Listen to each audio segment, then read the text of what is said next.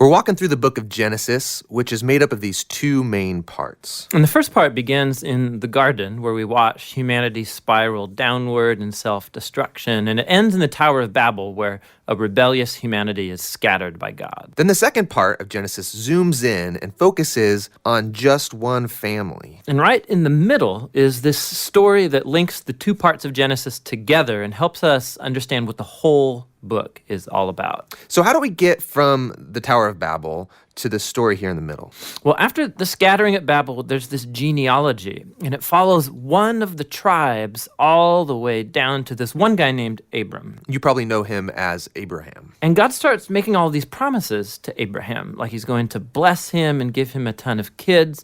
And he says that through him and his family, all the nations of the earth are now going to find God's blessing. So basically, God is trying to restore humanity back to the goodness of the garden and to his original intentions for the world. So it's like his rescue plan for humanity. And that's why the whole second half of Genesis is about this one family. And so you have Abraham, and then he has his son Isaac, who has Jacob, and then Jacob has 12 sons. And to each generation, God renews his promise to bless them and all nations through them. So because of this promise to use this family to rescue the world, it's pretty easy to read these stories as examples of how to be a good person. But actually, for the most part, this family is totally dysfunctional. So for example, let's go back to Abraham. This whole story is about God giving him and his wife Sarah a family, but two different times. He basically gives Sarah away to other men by denying that she's even his wife.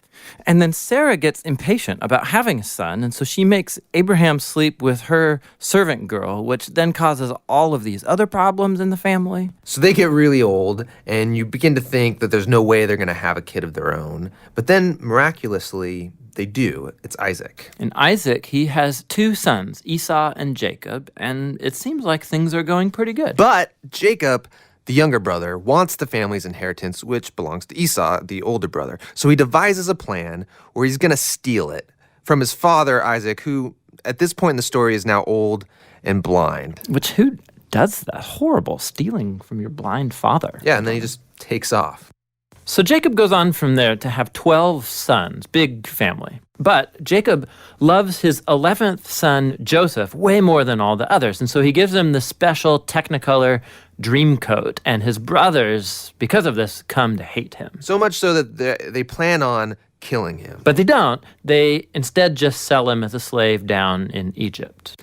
Now, while in Egypt, through this crazy series of events, Joseph goes from being in a prison cell to becoming the second in command there. And so later on, the whole Middle East falls into this food shortage. And Joseph's brothers, they come down to Egypt looking for food. And then when they get there, who should they find as the ruler of the whole land? It's Joseph, that guy they sold into slavery.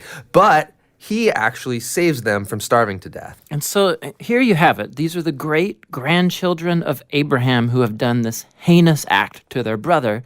But God has transformed their evil into something good. And that's exactly what Joseph says here in the last paragraph of the entire book. He says, you guys planned all of this for evil, but God planned it for good, to save people's lives. Now, these words, they conclude the book because they actually summarize the message of the whole story so far.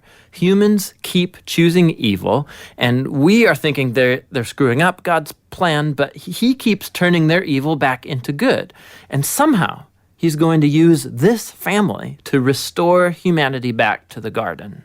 So that's the book of Genesis. But we still don't know how exactly he's going to use this family to bring us back to the garden. Well, yeah, but this is just the first book, so that's what the rest of the Bible sets out to answer.